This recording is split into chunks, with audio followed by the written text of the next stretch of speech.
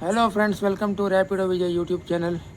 So இன்னையோட Rapido experience பற்றி சொல்லணுன்னா, மார்னிங்லேருந்து நிறையா ரைடு எடுக்க முடியல. ஏன்னா மேக்ஸிமம் ரைட்ஸ் பார்த்தீங்கன்னா இந்த ரயில்வே ஸ்டேஷன் பிக்கப்பு, இந்த பஸ் ஸ்டாப் பிக்கப்பு, அந்த மாதிரி தான் நிறையா பிக்கப்பு ஓகே ஆர்டர்ஸ் வந்துன்னு இருக்குது.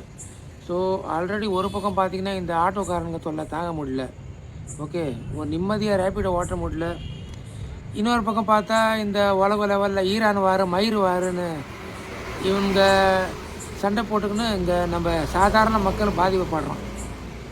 சொல்லப்போனால் சரக்குக்கு வந்து நான் ஊருக்காவா அந்த மாதிரி ஆகுது. ஓகே, இந்த ஈரான் வாரை பற்றி பேசணுன்னாக்கா ஒரு சேயிங் இருக்குது, ஈவன் த வின்னர் லூசிஸ் இந்த வார். ஓகே, ஸோ என்ன தான் இந்த ஈரானோ இல்லை அமெரிக்கா வின் பண்ணாலும் வின்னருக்கும் ஒரு பாதிப்பு தான், ஒரு லாஸு தான் அவருக்கு.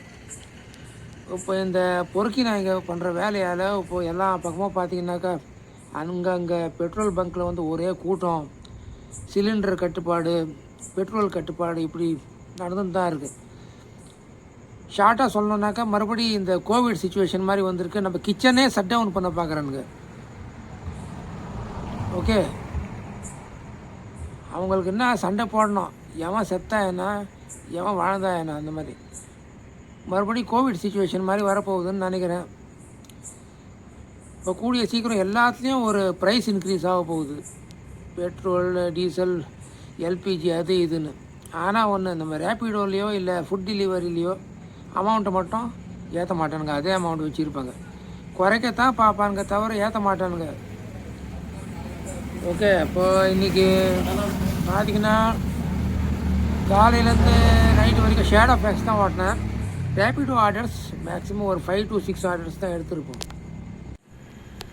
ரேப்பிடோவில் நான் நோட் பண்ணது, நிறையா கஸ்டமர்ஸ் என்ன பண்ணுறாங்கன்னா, நீங்கள் ஆர்டர் அக்செப்ட் பண்ணதுக்கப்புறம் மூவ் ஆகும் போது நடுவில் ஏதாவது ஒரு சிக்னல் இல்லை ஏதோ ஒரு ரீசனால் நீங்கள் ஒரு 5-10 செகண்ட் ஸ்டாப் ஆகும் போது டக்குன்னு அந்த ஆர்டரை வந்து கேன்சல் பண்ணிடுறாங்க. அப்போ அவ்வளோ டிஸ்டன்ஸ் நீங்கள் வந்து பிக்கப்புக்காக ட்ராவல் பண்ணது வேஸ்ட்டாக ஆகுது. ஓகே, ஸோ ஆல்ரெடி பழைய வீடியோலலாம் நான் சொல்லியிருப்பேன், இப்போது ஒரு கஸ்டமர் வந்து புக்கிங் பண்ணிட்டு கேன்சல் பண்ணுறான்னா அவனுக்கும் ஒரு ஃபீஸை பிடிச்சி அந்த ஃபீஸை வந்து ரேப்பிடோவுக்கும் இந்த ரைடருக்கும் டிவைட் பண்ணி கொடுக்கணும். ஓகே, இவனுங்க இஷ்டத்துக்கு கேன்சல் பண்ணிடுறானுங்க. ஓகே, என்ன தான் மைண்ட் செட்டுன்னு தெரில. இப்போ இந்த மாதிரி ஆளுங்களுக்கு என்ன தான் டெசிஷன் மேக்கிங் பவரே கிடையாதுன்னு நான் சொல்லுவேன். இதுலேயே வந்து கேன்சல் பண்ணி விட்டுறான் பிக்கப்பு நம்ம எடுக்கிறதுக்குள்ளே. அப்போ லைஃப்லலாம் இவன் என்ன மயிரா பிடுங்குறான், என்ன டிசிஷன் எடுப்பான் இவன். ஓகே, ஸோ எல்லா கஸ்டமர்ஸ், ரேப்பிடோ கஸ்டமர்ஸ்க்கும் என்னோடய ஹம்பிள் ரிக்வெஸ்ட்டு, நீங்கள் ப்ராப்பராக பிளான் பண்ணி இந்த ரேப்பிடோ ரிக்வெஸ்ட் வந்து ரைஸ் பண்ணுங்கள், ரேப்பிடோ ஆர்டர் போடுங்க. ஆர்டர் ப்ளேஸ் பண்ணதுக்கப்புறம் பட்டுலாம் கேன்சல் பண்ணிடாதீங்க. இதனால் ரைடர்ஸ்க்கு தான் ரொம்ப பாதிப்பு. ஓகே, ஸோ இதான் இன்னையோட வீடியோ. ஸோ நாளை சந்திப்போம். தேங்க்யூ.